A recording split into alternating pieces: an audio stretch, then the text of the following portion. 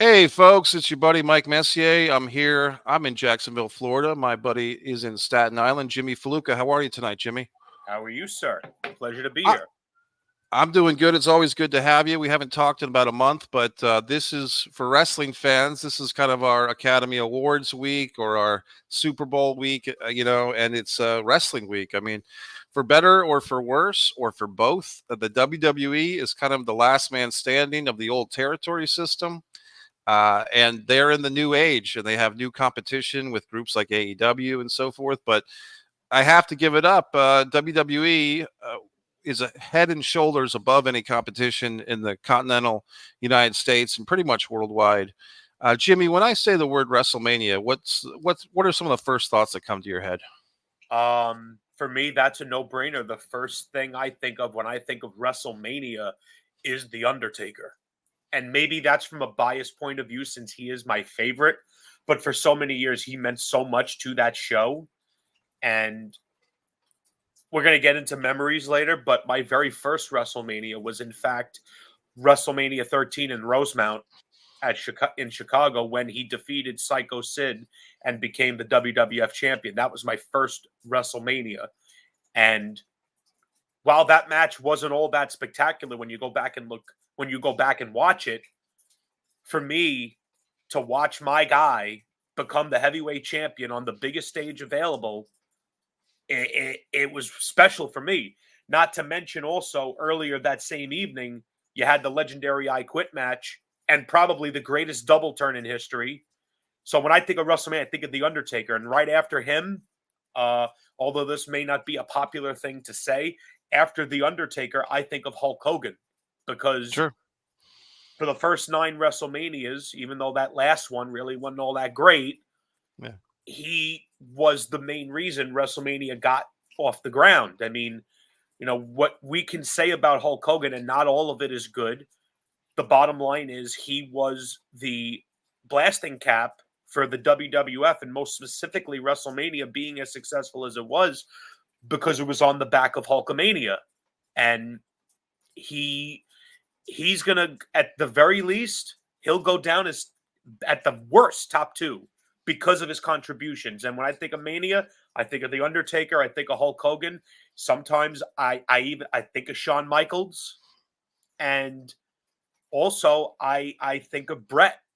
I think of Bret the Hitman Hart because he had those tag matches, and then he moved up to the Intercontinental, then he moved up to the World, and then it was the final. His final one was with Steve Austin. You know, those are what I think of. What do you think of? Well, I love all of your statements, and just let me jump on yours, and I'll get into mine. But Brett, if you look at WrestleMania 7, 8, and 9, I could be wrong, but I think Brett went from a tag team title loss with the Anvil, and I think they lost to the Nasty Boys at 7.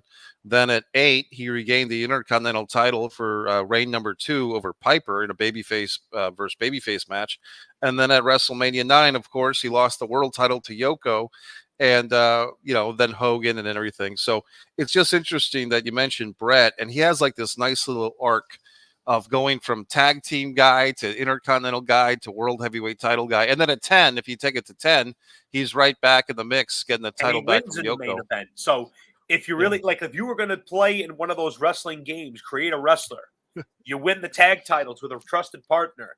Then you move on and you move into the singles. You win that middle card title. Then you win the world title. And don't forget, somewhere in between, he also won King of the Ring. So, like you Yes. said accurately, Brett has a real nice progression. I mean, in a lot of ways, Brett was. I mean, I say all the time, Brett is easily a top 10 guy for me because his ability to tell a story with his wrestling, his ability to work with anybody. I would point to anyone that questions his ability to do that to look at King of the Ring 93 when he wrestled Razor Ramon, Scott Hall, God rest his soul, Mr. Perfect, God rest his soul, and Bam Bam Bigelow, God rest his soul. I'm sad to say. But Yeah. all three of those guys worked three different styles, and all three matches were great. And who's the common denominator? Bret the Hitman Hart.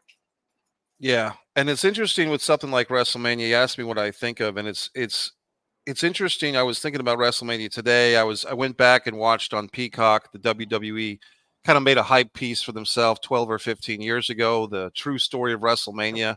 And it's, of course, because they made it themselves, it's very pro Vince, it's very pro WWE. The portion that I watched, which was most of it, they never give a tip of the hat to or the NWA and Starcade. I mean, I'd like to say, as a old territory fan, there was 2 Starcades in the books before they did any WrestleManias, and in I agree. fact, people make a big deal about Muhammad Ali, and rightfully so, being a special guest referee for WrestleMania 1. Well, Joe Frazier, Smoking Joe, Ali's nemesis, was a special guest referee at Starcade 84, Flair and basically, Dusty. yeah, basically 5 months before. And there's a lot of times when, and like I said, as an old territory fan, I get a little defensive when WWE doesn't always tip the hat, because they did bite, as the kids say. They took from other groups. For instance, WrestleMania 2, which I actually enjoy, and I can defend WrestleMania 2. I've They never did. seen it in its entirety, actually. It's interesting if you find, I believe, not YouTube, but what's that other? It's something like Go Vision. There's another Daily website from, Motion. yeah, Daily Motion has the uncensored, uncut stream that you can dig up on Daily Motion for WrestleMania 2 uh, from like when people saw it through the closed circuit, right? So the WWE Peacock version is all cleaned up and everything. They had a lot of technical glitches that aired in live time that the WWE cleaned up, Because it was in for 3 our, different cities in the same night. right. But here's the thing.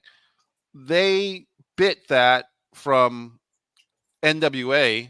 Starcade 85, which was in November of 85, WrestleMania 2 is in April of 86. Starcade 85 did Greensboro Coliseum, where you had Magnum TA versus Tully Blanchard, the I Quit Steel Cage match. One of And you my had, favorite matches ever. yeah, a blood brawl. Yeah. And then in Atlanta, you had Dusty Rhodes challenging Ric Flair for the world title. And they did a thing where the whole night in both 85 and 86, they did the exact same thing in Greensboro, Atlanta. They'd have like a match or two in one venue, And shoot then go over to to the the other other. venue. Right. They didn't have all the matches in one spot and then go over to the other spot. I think they went back and forth. I could be wrong on that. But the point is, one thing that WWE has done quite well is they'll take somebody else's idea and they'll improve upon it, right? So Without tipping the hat. without tipping the hat, and exactly, if and the thing is, they won. I mean, they Jim Crockett Promotions is out of business, and the remains of WCW, what became WCW, Vince bought it, so you could think they could tip the hat because they've already won. You know what I mean? It doesn't take much to do that. And honestly, what that does by doing that is it shows that you're an honest company. Right. That's really what it does. If anything, it puts them in an even better light that, hey, listen, we won the war, but we have no shame in admitting, yeah, the idea came from that.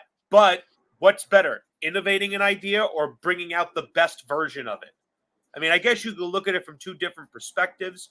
Here's a question for you, buddy. You think we ever see that again? I think this is what I've been thinking. I don't know if they would do 3 locations in one night. I think this is What a big about positive. 2? I think I think 2 locations over 2 nights. The first night's from New York, the second night's from LA, the first night's from Orlando, I the see what second you're night's, saying. yeah, you could do a thing Nope, where, that I could see them doing. Although I could tell you this, having their crew split, they're going to feel it that weekend. They'll feel it that weekend. let me bring this to the table with WWE especially, and I think they've kind of put the kibosh, at least for the last couple of years, I could be wrong, on some of this NXT global expansion. They were going to do an NXT Japan and NXT Europe. I think You some of haven't that's heard much been, talk about that. I think they reined it in during the pandemic because it just got to be too much. So now they're just channeling everybody to Full Sail University and Orlando. But my thought is, if they wanted to add a third night to WrestleMania, you could just have an NXT WrestleMania night Takeover. on Yeah, you have Friday, an NXT takeover event. right? But you could call it NXT WrestleMania. I mean, They could. They could if they wanted to. they And could. I don't Yeah. know if you've been paying attention. I mean, I haven't been watching their shows live, but I read what's going on, and they have quite a hot hand with one of their top feuds with Carmelo Hayes and Trick Williams. They were a tag team, they were united, and then as usually happens in pro wrestling, one partner betrays the other. But both guys, first of all, they look great, they speak well, and they work well. They both had NXT championship matches with the current champion Dragunov, Right. and both matches were good, like really good. And I haven't sat and watched NXT in a while because, as we discussed previously, I kind of got tired of getting behind these guys, seeing them get called up, and then Vince gets his hands on them and just doesn't know what to do with them because he doesn't understand them. Right. But these guys are actually really good, and I'm like, okay, now that maybe the guys of Vince is not there anymore, maybe these guys have an opportunity to succeed, because what you would see is you would see guys get over on NXT doing certain things, and then they would come up to the main roster, and then those things would be completely absent, which to me is exceptionally counterproductive, because why wouldn't you use what got the guy over to begin with? Yeah. I think what we're going to hear more and more with the shoot interviews and stuff like that is a trickle of revelations from people that, leave the company or get fired or whatever, of really horrible Vince stories of basically the last 4, 5, 6 years, Vince Jr. losing his mind and still having the position of power. And if you look back at, the Stephanie playing the in and out game and all that stuff. So I think you could be onto something. And just on the NXT thing for just a second, I do go to these NXT house shows. Oddly enough, I go to the NXT house shows, but I don't watch the weekly programs. And it's just interesting to see the fans, especially young families, like people with kids and stuff, and they're chanting, "Whoop that trick, whoop that trick." And I feel like saying, hey, folks, do you realize that when you say "whoop that trick," it's basically a reference to Hustle and Flow, where it's about a pimp slapping around a slapping around a prostitute. But I mean, Jesus. don't let me stop everybody from having a good time. No. But they all say it. They all say it when the music hits. Like every single person, from kids to adults. But let's not let the facts get in the way of a good time, right, Mike? Yeah, exactly. Let's bring the kids. But chant "whoop that trick" in Orlando. Just as a little aside, Mikey is aware that as a wrestling fan, I am also a cosplayer. I build costumes and I go to conventions, and I've met wrestlers. I recently just met Paul White, the Big Show.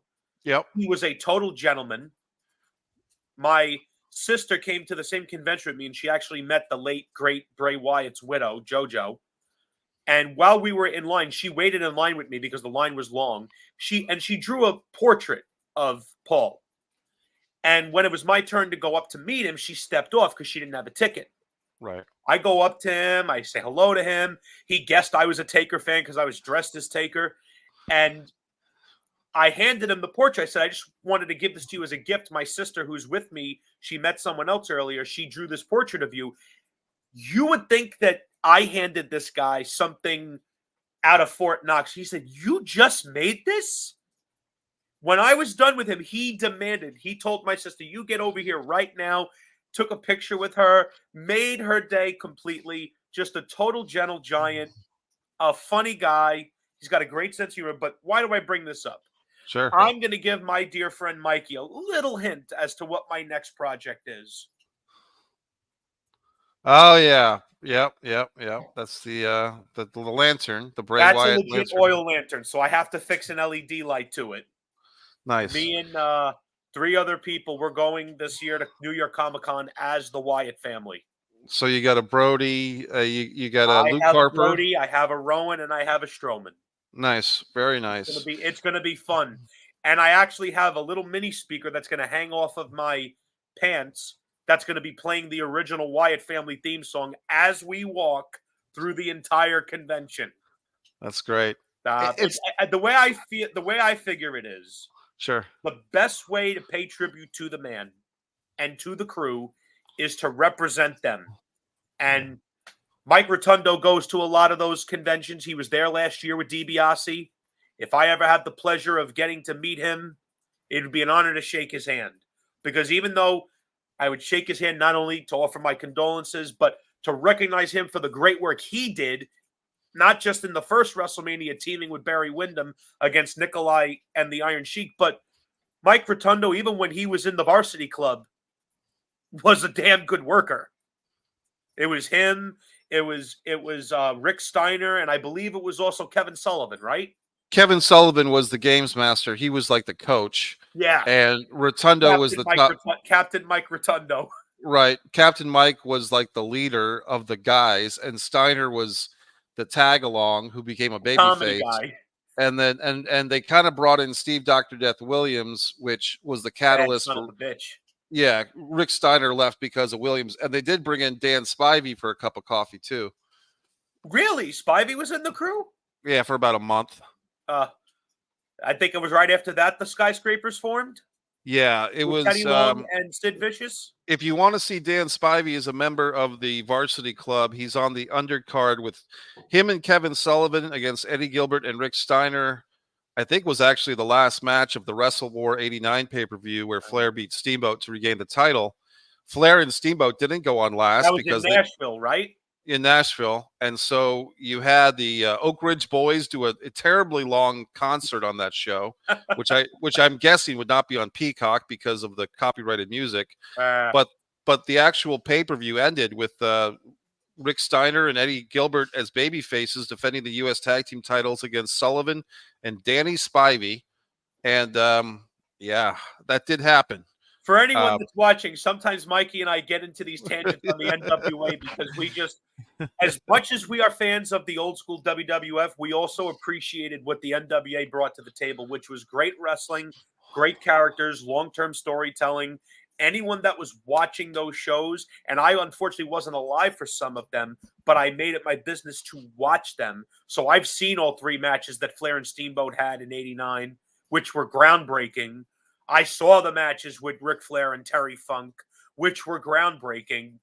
I even had the pleasure of getting to watch the first Starrcade. I've seen it in its entirety, including the main event, which was the steel cage match with Harley Race versus Ric Flair, and I think Gene Kiniski was the referee.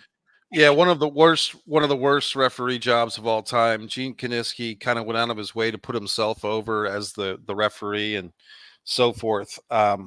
Let's get back to our topic of WrestleMania, Jimmy. So Sure. you said that your first WrestleMania was 13. I will say this: the first WrestleMania I watched in live time was going back to WrestleMania 3, and this was on pay-per-view. And this was really exciting. This, from my memory, was really like only the second thing ever my family ordered on pay-per-view. I think the first thing was Ferris Bueller's Day Off as a movie. Okay. And to basically be in this suburban house, and it's basically me and my parents while they were still together. The three of us are watching WrestleMania, and it's basically a 4-hour show from the Pontiac Silverdome. Aesthetically, one of the best things about that show, Jimmy, is you can see day goes into night. And it's a really cool effect when the opening match, I think, was the Can-Am connection of Rick Martel and Tom Zank against Don Morocco and Bob Orton. And it basically feels like daylight. Then as you get to the halfway point of the show, the last match before intermission is Piper versus Adonis and the haircut match, and then like the darkness is settling in, like the sun is setting, right? And by the time you get to Savage and Steamboat and the Killer Bees and Hacksaw Duggan and that second half of the show, and they Jimmy, they had a 15-minute intermission during the pay-per-view too. Yeah. They actually had a clock on the TV screen that ran for 15 minutes. Yeah, I only know this because I have the entire show on VHS because my dad recorded it when it was happening, and I still have that tape. I have that one and WrestleMania 4 all on VHS happening in real time. So nice. I know exactly what you're talking about. But Yes. WrestleMania 3 was very pivotal because it was the biggest venue the WWF had done at that time. Yes. And the main event was either going to make or break Hulk Hogan.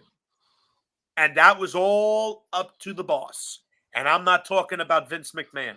Right. I'm talking about 7'4", 525, Andre the Giant. Andre, I don't think some of these younger kids understand. When I have discussions about the biggest draws in the history of wrestling, I mention Hogan, of course. I mention Austin, of course. I mention The Rock, of course. But I also put Andre on that level because every single place Andre performed in front of, especially in his heyday, sold out. Why? To see the Giant. Because he was the biggest attraction wrestling had seen until Hulk Hogan. But Andre was he was a spectacular attraction that drew money everywhere he went. I don't think people quite understand just how big of a deal it was because unlike the Big Show, God bless him, he's a great person, great wrestler, but you saw Big Show all the time. When Andre was coming, it was a big deal because you didn't see Andre all the time. Yeah, and the reason for that is because Andre was kind of booked like a touring NWA World Champion, where they would send Andre to World Class to tag team with Kerry Von Erich or Iceman Parsons against the Super Destroyers one night, and then he'd be back in New York to wrestle Big John Studd, and then he'd be in Mid South to wrestle Kamala. And when I was first as a young fan, Jimmy, I remember reading the wrestling magazines, the Apter magazines, the Pro The Wrestling Pro Wrestling Illustrated. Illustrateds and all that. Yeah, and there was always pictures of basically three people, three or four. It would be like Harley Race, Ric Flair. They were kind of going back as NWA World Champion, back and forth. Dusty Rhodes and Andre the Giant were like these touring wrestlers but I was also a WWF fan because that's what was on TV in Northern Virginia. So it seemed like Andre was always there. But then I'm reading the magazine, and Andre's in Texas wrestling the Super Destroyers. Andre's wrestling Kamala in the middle of the Mid South, and In a cage match, yes. He's in a cage match. He's wrestling in a battle royal in Minneapolis. Andre was everywhere. Andre had his hands in every market because he was smart enough to know I go there, it's going to be a sellout. So it's and the way, based on what Jim Cornette said in an old interview, the way Vince McMahon Sr. used to work was, let's say, for example, and I'm taking this straight from the interview, let's say that a territory in Tennessee, his top heel was Waldo Von Erich. If Vince Sr. wanted Waldo Von Erich, he was going to get Waldo Von Erich because in New York you could make more money. So he would call them and say, listen, I'm going to need Waldo to start TV September 20th. Can you make him available for me? All right, Vince, no problem. Thank you very much. I'm going to give you an extra week of dates on Andre. And then there's a week of sellouts in the territory. So you worked as a unit. Right. You didn't just rip away all the talent. You took who you needed to get a hot heel, but then you sent someone there so that way their territory stayed hot. Your territory's hot. Now everyone's making money. That's that how would be it used to work. Yeah, that would be Vince Sr. That would be Vince McMahon Sr. Yeah, not his son. No, we know that. So old horn dog.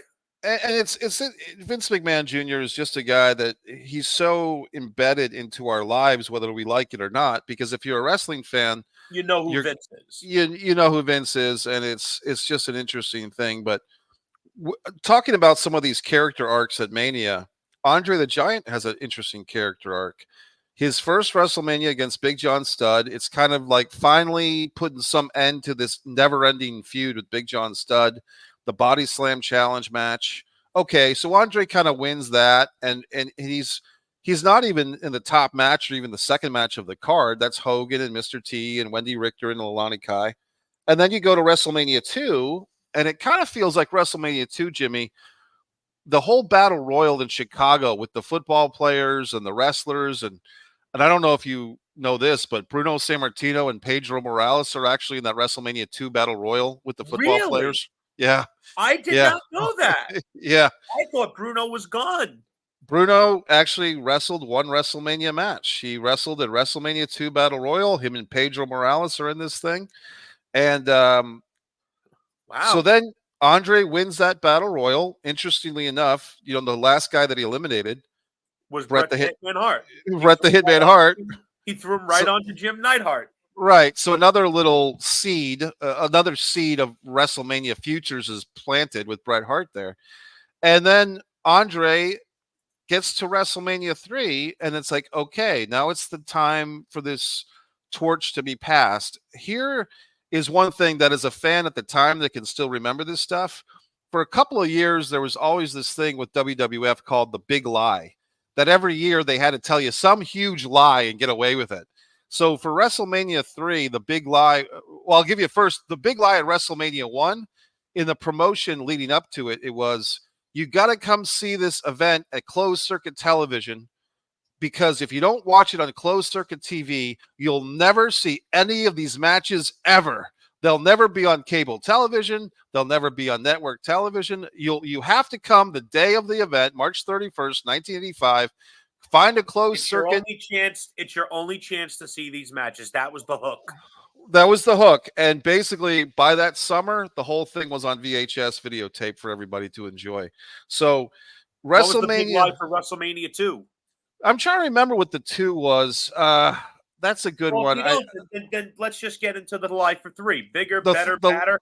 the lie for 3 was Hulk Hogan for the very first time. Hulk Hogan will be wrestling Andre the Giant for the WWF World Which they Title. wrestled in Shea Stadium and plenty of other Right. times. So Which here's Hulk himself has alluded to that for like 3 years, Andre just kicked his ass every time they wrestled.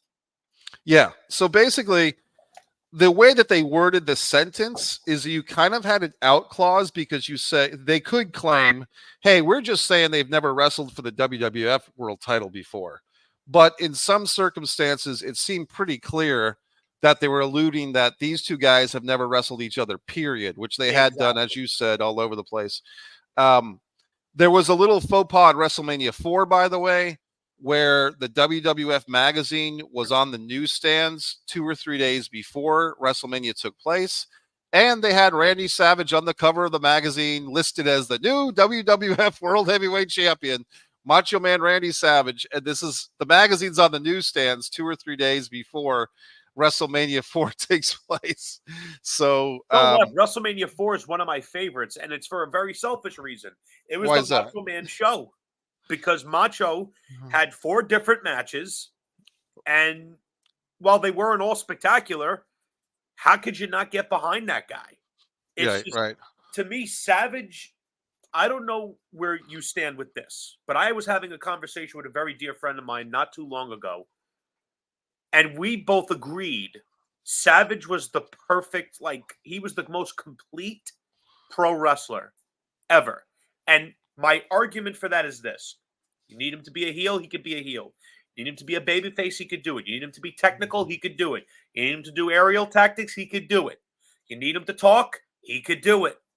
There was nothing Savage couldn't. And the most important, you need him to draw money, Savage will draw money. So Savage could do it all. There was nothing Savage couldn't do. And when the bell rang, as to me at that time, the only guy that was on his level as far as putting on good matches was Ric Flair. Right. I'm talking in the 80s.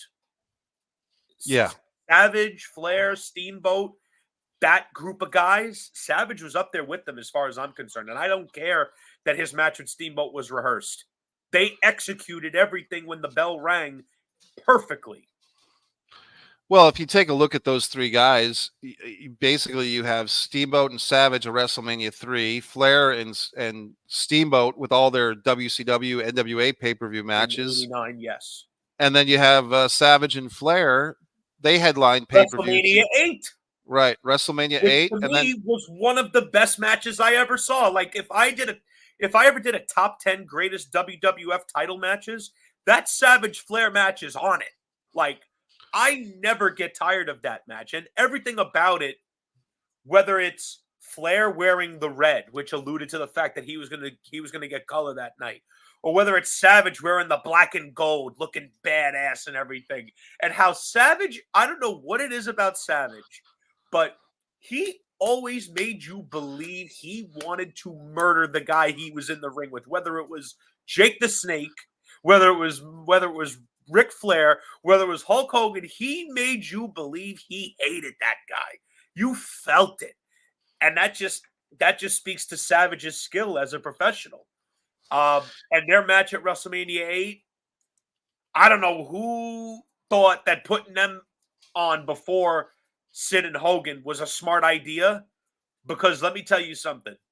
As big of a star as Hogan was, That match with Sid completely shit the bed. Completely shit the bed. They should have closed that night out with Savage and Flair. The title should have been the main event. And if we're going to really break it down to brass tacks, the main event of WrestleMania 8 should have been Ric Flair versus Hulk Hogan.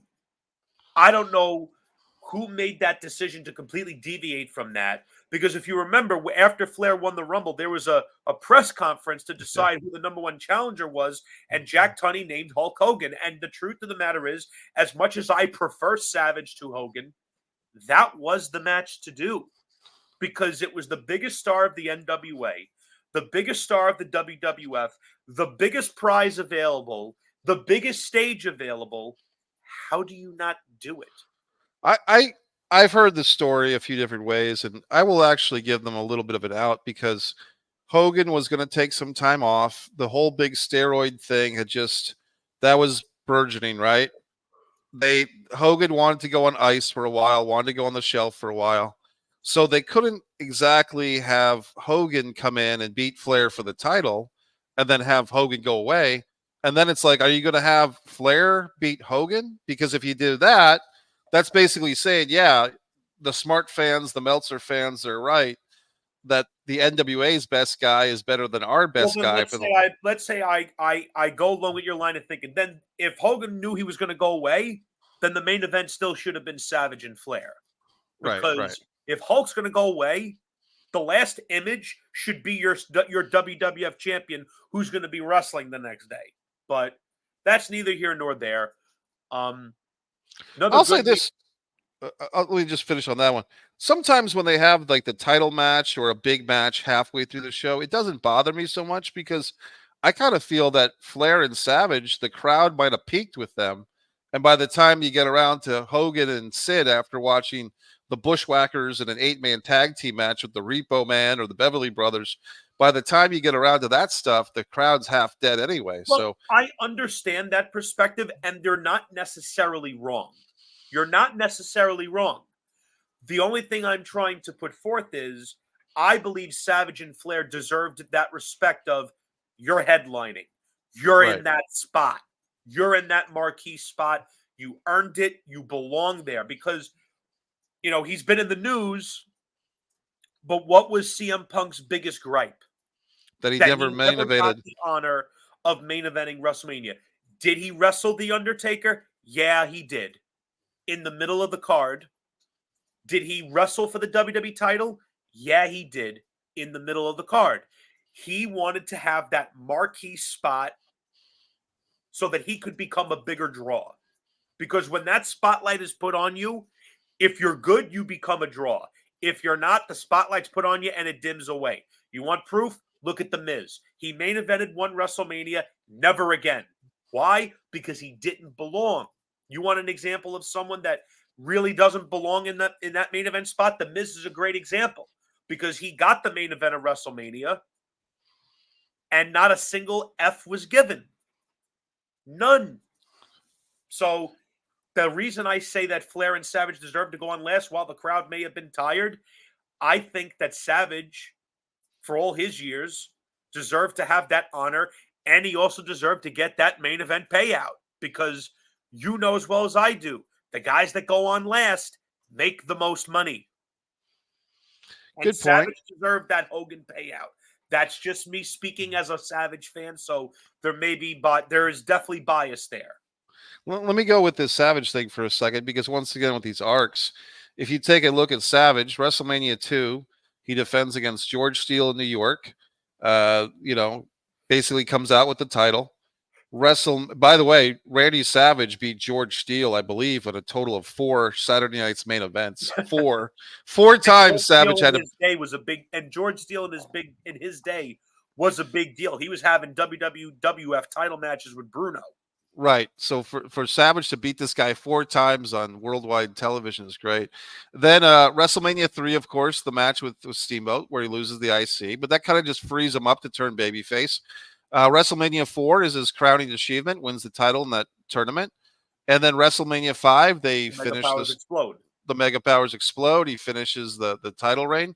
WrestleMania 6, he's kind of demoted a little bit. He's The kind of been a Macho gimmick. King. The Macho King, that was a lot of fun. If it had just been Randy Savage one-on-one with the American Dream, Dusty Rhodes, That would have been just fine. yeah, Who they wouldn't have wanted to see that? right. And to be honest, I love Sherry Martel as a wrestler and a performer. So her being with Macho Man, I dug that, and her being in that tag match. But Sweet Sapphire, no offense, but she was just way in over her head. And that was actually how they brought Miss Elizabeth back. They brought Miss Yes. Elizabeth back in. And then if you continue this arc, WrestleMania 7, he loses this retirement match to the Ultimate Warrior.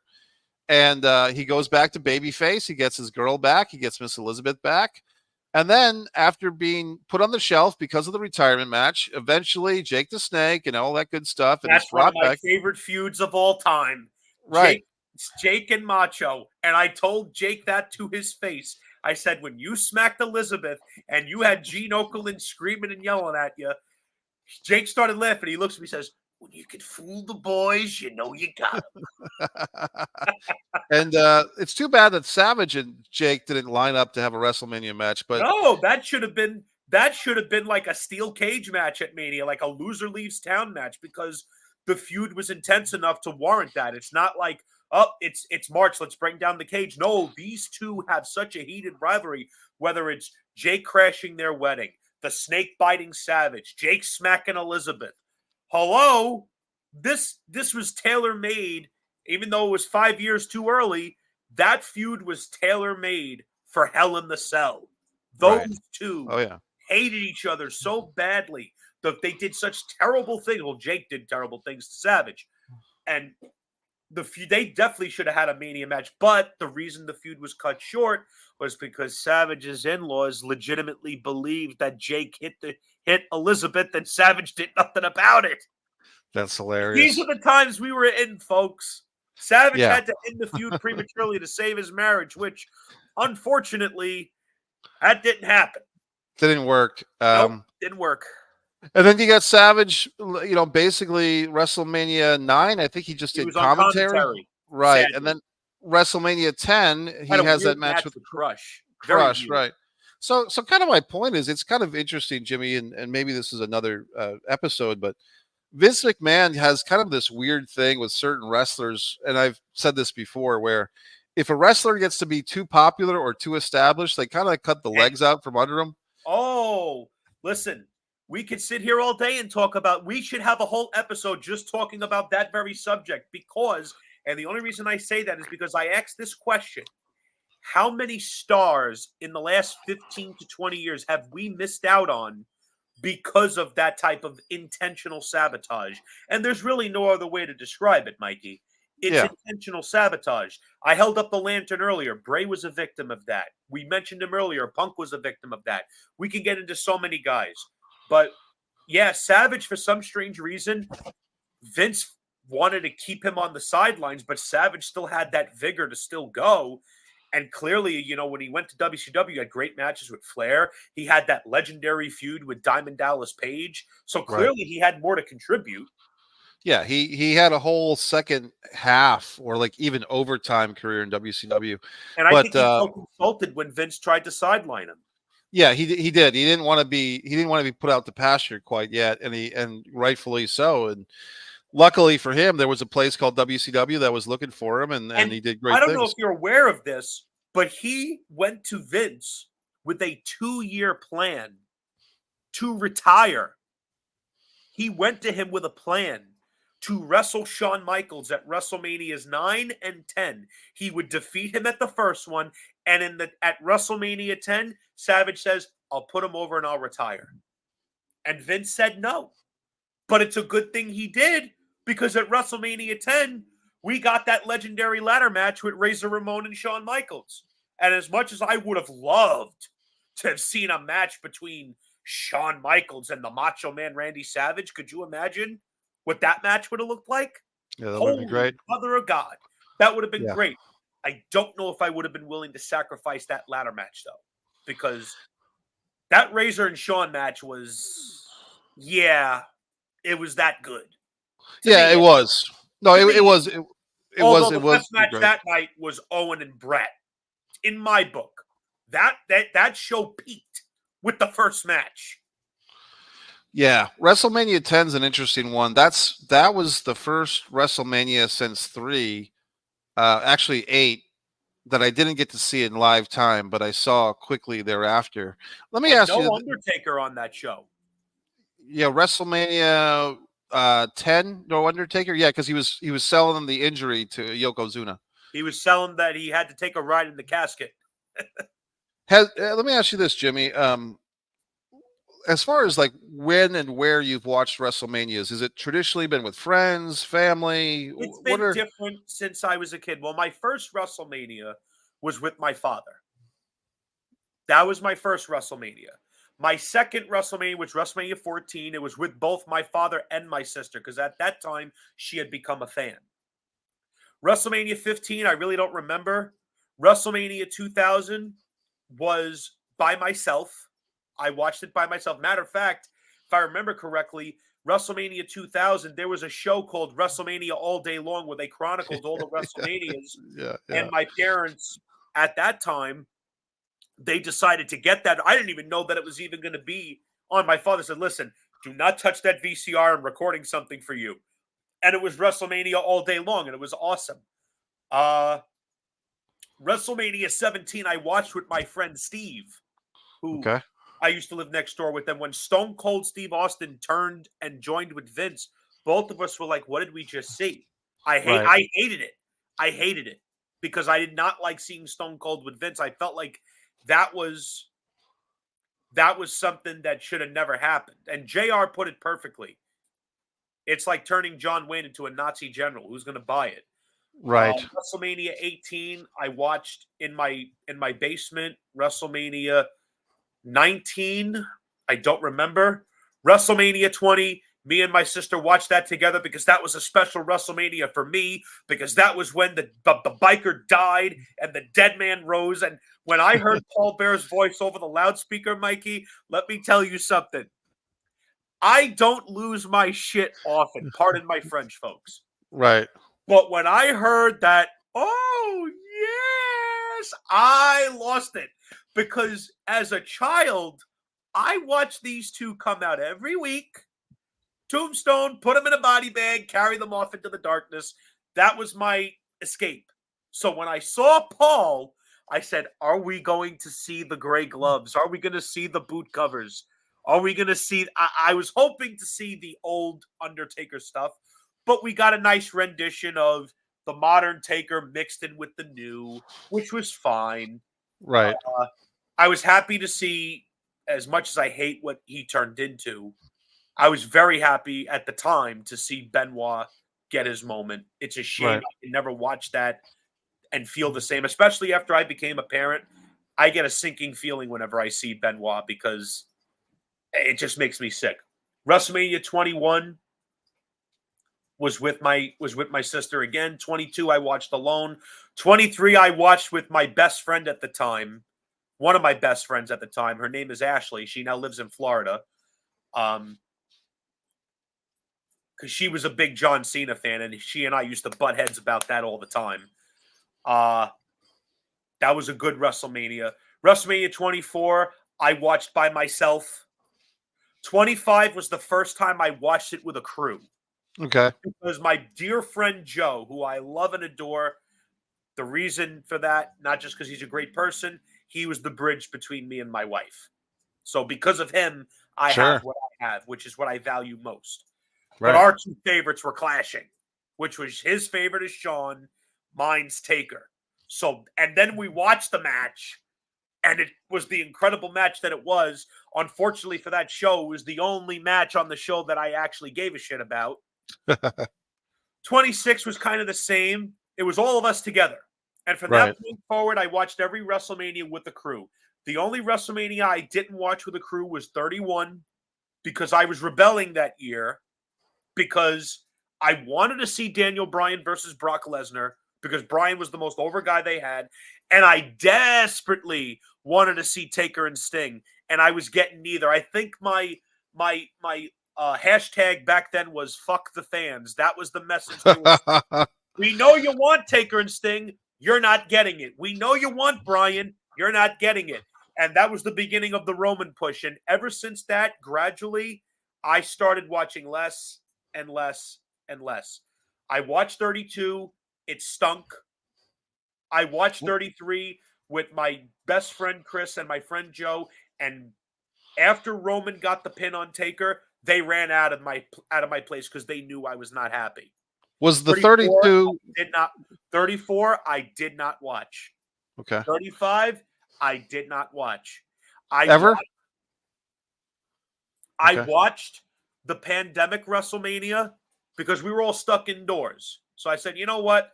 If this is going to be Taker's last match, let me check it out. Then I watched the year after, the first 2-night WrestleMania.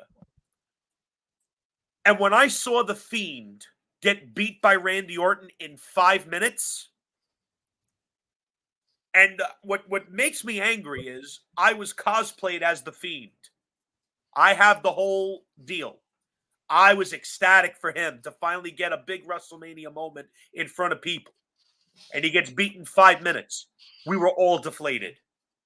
And I wasn't going to have anyone leave because I had a crew there. And then I saw Roman stack Edge and Daniel Bryan. That was my last image of WrestleMania. I have not watched WrestleMania in 3 years.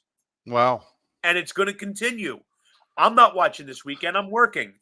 And for one very simple reason. I do not trust them. And this is where we can kind of transition. I do not trust them to do the right thing. What is the right thing? The right thing is, and I want this established from Jump Street, I am not a fan of Cody Rhodes. Okay. And the reason I'm not a fan of his is because back in 2016, he got into a back and forth with a YouTuber that I've been following for years. And he made the statement that WWE doesn't sabotage wrestlers. Right. And I was like, huh? Ask Bray Wyatt how that works. Ask CM Punk how that works. Ask Zack Ryder how that works. Ask Stardust how that works. Yeah, I was about to say, look at yourself. Because Right. he said to my friend, Vince didn't see world champ in me, but that's not holding me back. Of course it is. Right. He didn't see world champion in you. So it didn't matter what you did. You were never going to be the world champion. And I think that's still going to hold through because as much as many people may hate Ryback, one thing he is right about, this is an exceptionally petty, let me stress that word, petty company. And it is still run by people that learned under Vince, Triple H, Michael Hayes, who's no longer the free bird he used to be. Bruce Pritchard, who has always had his head up Vince's rear end. It basically lives there. Yeah. I don't trust them. There are 2 things that I think should be set in stone for WrestleMania. 2 things. That's it. Number 1, LA Knight should be beating AJ Styles. AJ Styles gains absolutely nothing from beating an up-and-coming star who's already 41 years old. Right. So time is of the essence with him. So you're coming off a year where LA Knight spent about 6 months selling more merch than anybody else. Yep. He loses to Roman Reigns, not even featured at Survivor Series, loses at the Royal Rumble, loses in the Elimination Chamber. Last I checked, AJ Styles is a multi-time world heavyweight champion. He's won multiple championships everywhere he's been. He is at the end. So, looking at this from a pure booking perspective, who do you give the victory to? The guy that the people are getting behind and they're spending money on, or the guy who's on his way out? That to me is a no-brainer. And I say this as a guy who's been a fan of AJ Styles since 2005, when I saw his X Division title match with Samoa Joe at Turning Point 2005. That's how long I've been watching AJ. I'm the guy that said AJ should have beat The Undertaker when they fought in the Boneyard match. So think about how highly I think of AJ. There's no way he should be beating a LA Knight because he's a rising star and he's got potential to be more. And because he's already 41, you don't want to waste time. You don't want to possibly circumvent his momentum more than you already have because every podcaster I listen to says his reactions are not what they were 6 months ago. Well, of course, you fed him to Roman. Right. You easily could have Twice. ended exactly. You easily could have ended that match in a double disqualification. You don't beat Roman, but you don't beat your rising star. And the second thing that absolutely should be happening, and I want to hammer this home, Cody should be walking out as the WWE champion, having pinned Roman Reigns 100% clean. No excuses, no bullshit, no slipping on a banana peel. He beats him straight up. And I say this for two reasons. Number one, you beat him last year for Right. no reason. So everyone that's mad that the quote unquote Cody crybabies stopped the Roman versus Rock match, no, you stopped the Roman versus Rock match because had you put Cody over last year, guess what? You'd have been free and clear to have your match. But because you've been telling the story of Cody's redemption, the fans have been following it. They're actually buying into it. They bought into it so much that they booed the fucking Rock. They Right. booed the Rock. And I have a very dear friend who I went to grade school with. He's the biggest Rock fan I know, next to my best friend Christian. Matter of fact, they're also friends. And he can't understand why people like Cody. He can't understand how they want Cody over the Rock. So I'm going to put this very simple. The Rock is a megastar. The Rock is easily a Mount Rushmore professional wrestler. I don't like him, but I have no shame in admitting that. His impact is what it is. Can we agree? Sure. Of course. Okay. Is there any doubt in anyone's mind that The Rock was there only to lose to Roman? Did he even have a 1% chance of beating Roman Reigns as the champion?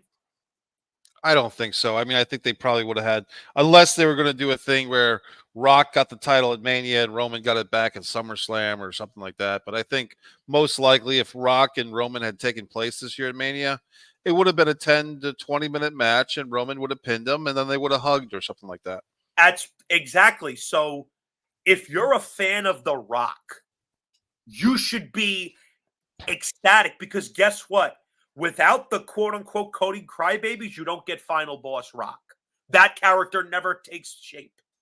And I got news for you. More than likely, The Rock is pinning Cody in that tag match. More than likely, that is probably what's going to happen. So, if you're a fan of The Rock, your guy just went from having a surefire loss to a Samoan who, quite frankly, is not on his level.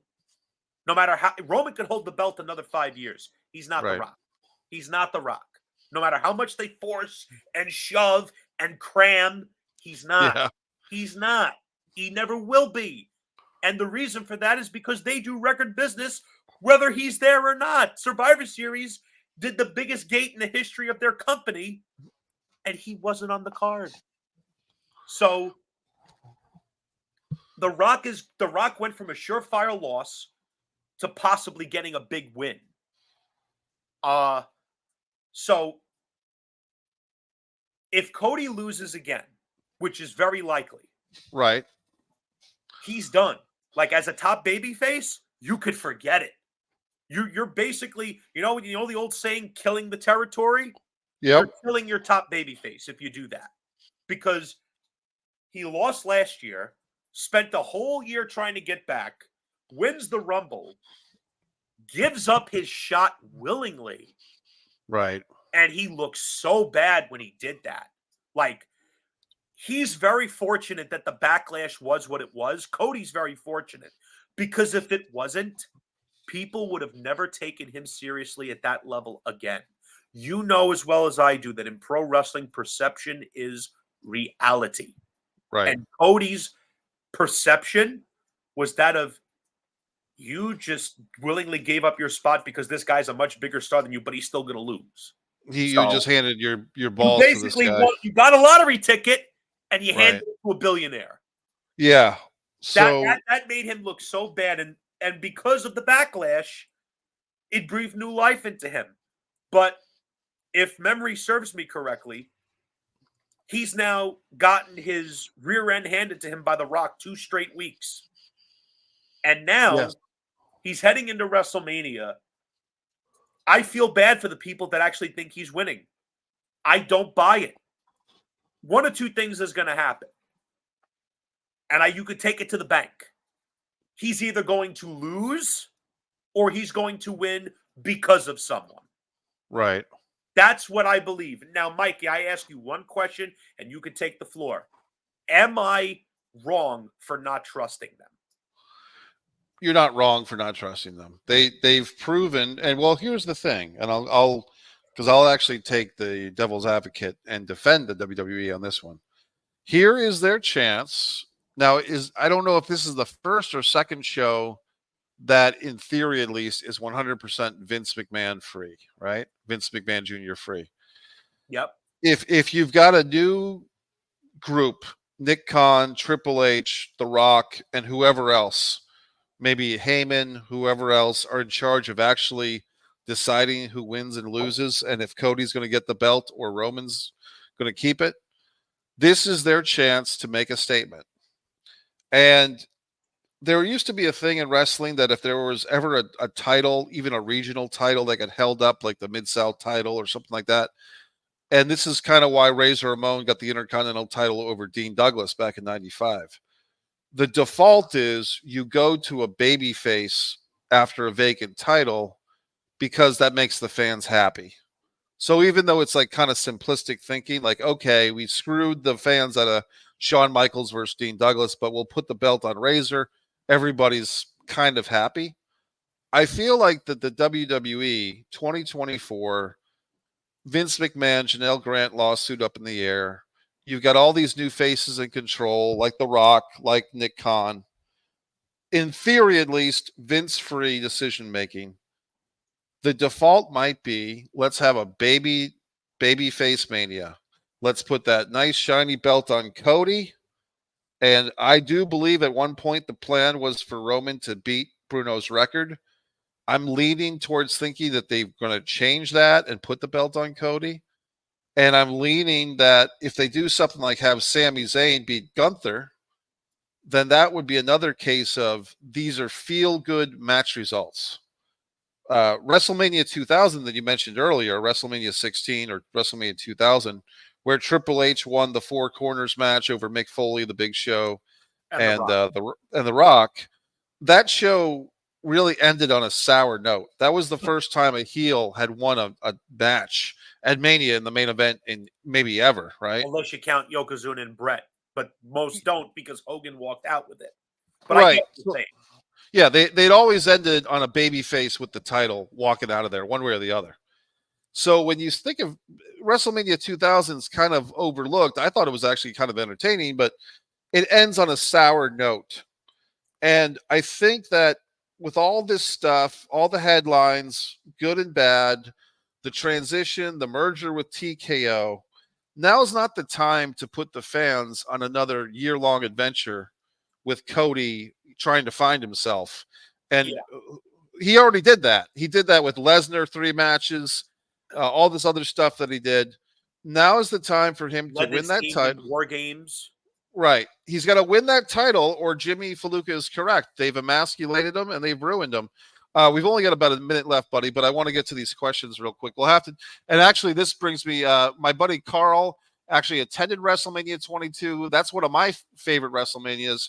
I was going to say real quick, my favorite WrestleMania is 22, 17, and 3. I'll go with those. And this is our buddy AJ. He likes that they're getting to edgier stuff like the whipping. Happy birthday to Carl on Thursday. Congratulations. Carl's in the shadows of Chicago. Like I said, he was there for Cena Triple H, WrestleMania 22. This is what I wanted to talk to you about. And we're going to have to do another show. I got to wrap this up in like 30 seconds, buddy. But I want you to watch this Bray Wyatt doc if you haven't already. It just came out on April 1st. I haven't, but I intend to do so.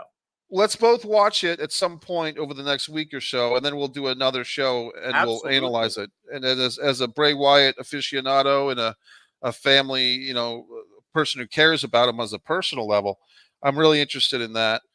We got to wrap this things up, buddy. But MikeMessier.com, One Pro Wrestling and Sports Fan YouTube channel, Jimmy in Staten Island, Mike in Jacksonville. Jimmy, last words. You have 10 seconds, buddy. I look forward to our next episode. Thank you, Jimmy. All right, everybody. We'll see you next time. Please share the URL. Good night.